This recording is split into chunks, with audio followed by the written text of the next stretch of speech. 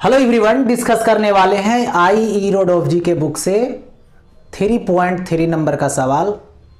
और ये जो है इलेक्ट्रिक फोर्स से लिया गया है, जो स्क्रीन पे देख रहे हैं किस तरीके का है। Two small equally charged sphere है, each of mass m are suspended from the same point by silk thread of length l। The distance between the spheres x very less than l। Find the rate dq by dt with which the charge leaks off each sphere if their approach velocity varies as v is equal to a by root x where a is a constant।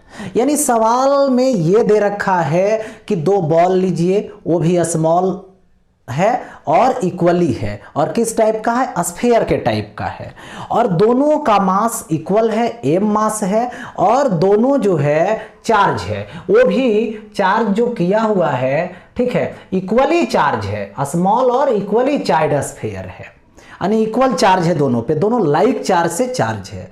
तो जब दोनों ball को एक दो रस्सी में बांधेंगे और एक पॉइंट से सस्पेंड करेंगे तो ऐसे सस्पेंड होगा, जैसे सस्पेंड होगा दोनों में रिपल्सन लगेगा तो दोनों के बीच की डिस्टेंस बढ़ता जाएगा, और दोनों की जो बीच का डिस्टेंस है वो कितना हो गया है, देखिए यहाँ पे x हो गया है। लेकिन वो जो x है वो उसका जो लेंथ है स्ट्रिंग के, उस लेंथ से बहुत बहुत छोटा है।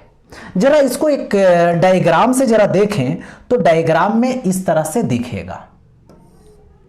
ये देखो सेलिंग हो गया, सेलिंग का ये पॉइंट हो गया, और इस पॉइंट से सस्पेंड किए तो इस तरह से कुछ डिस्टेंस पे रुका हुआ है दोनों।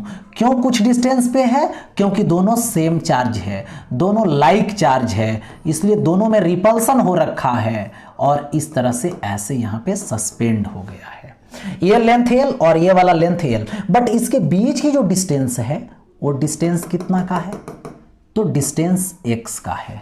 ओके, इसका मास कितना है, m, इसका मास कितना है, m, इसका चार्ज क्या है, q, इसका भी चार्ज क्या है, q। अब देखिए चार्ज दोनों का सेम है, रिपल्सन होगा। ये वाला चार्ज इसको इधर रिपेल किया तो इलेक्ट्रिक फोर्स इधर, ये चार्ज इसको इधर रिपेल किया, ठीक है, इधर इलेक्ट्रिक फोर्स F ही। तो इलेक्ट्रिक फोर्स जो लगा उसके कारण ये गैप बना हुआ है। इलेक्ट्रिक फोर्स कितना होगा, कूलॉम्स लॉ के according 1/4 pi epsilon not Q into Q यानी Q स्क्वायर, ओके, और बाई कितना आएगा, x स्क्वायर, डिस्टेंस स्क्वायर, ये हो गया। अब देखिए यहां पर मैं बात करूं किसकी, तो इसका डाउनवर्ड क्या होगा, तो ये आएगा mg, इसका डाउनवर्ड क्या आएगा, mg। ओके, अब देखिए ये बीच में यहां से सस्पेंशन पॉइंट से लाइन खींचिए, ये एंगल थीटा होगा, ये एंगल थीटा होगा, ठीक है। तो अब तो ये पता हो गया कि ये वाला जो डिस्टेंस है x/2 और ये वाला डिस्टेंस x/2, क्योंकि टोटल x है। ओके, अब देखो इस स्ट्रिंग में टेंशन T होगा, इस स्ट्रिंग में भी टेंशन T होगा।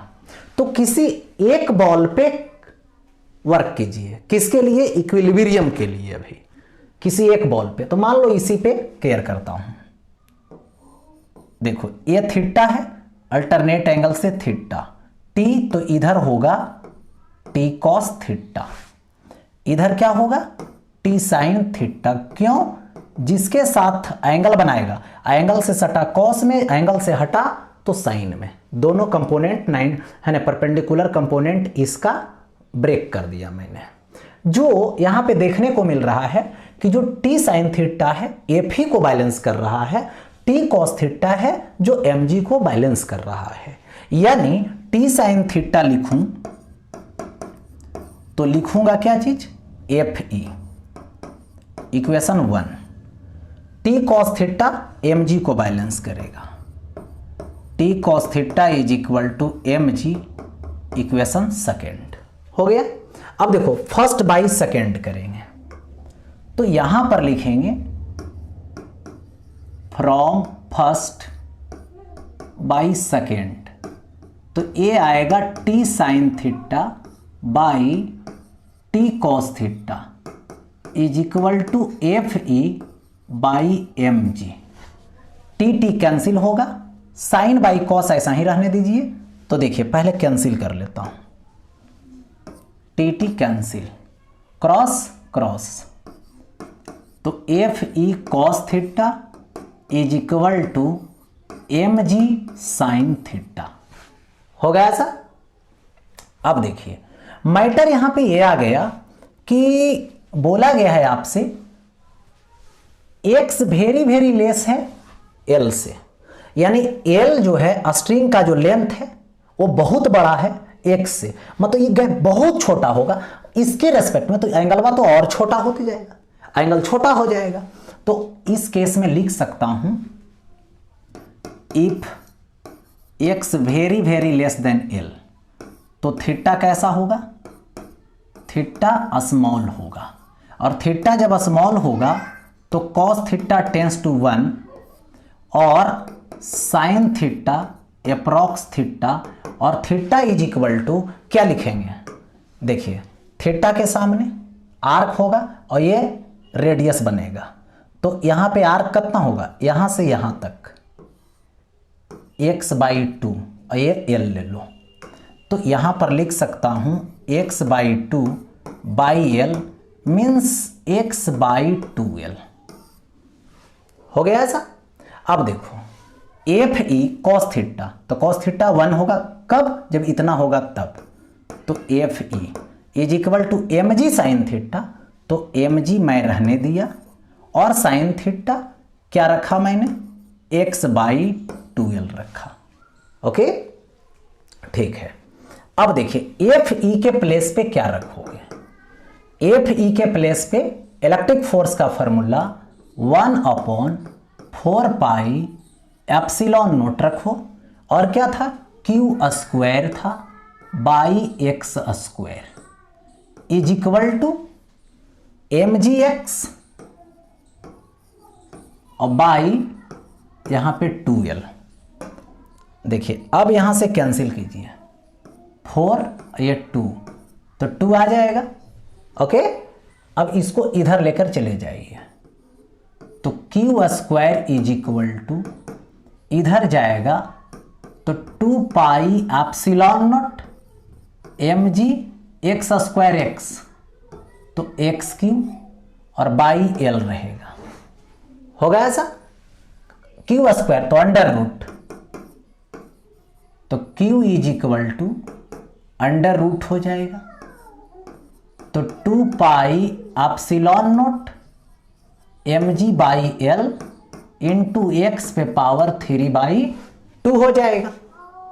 ओके लेकिन मुझे चाहिए क्या, D Q by D T, find the rate, rate निकालना है, यानी D Q by D T निकालना है।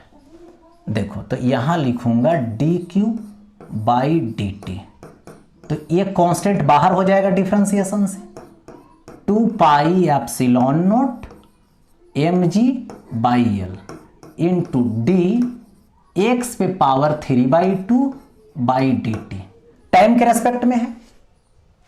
जरा ये देख लिया जाए, ये क्या है, एक्स का फंक्शन है, ये क्या है, टाइम है।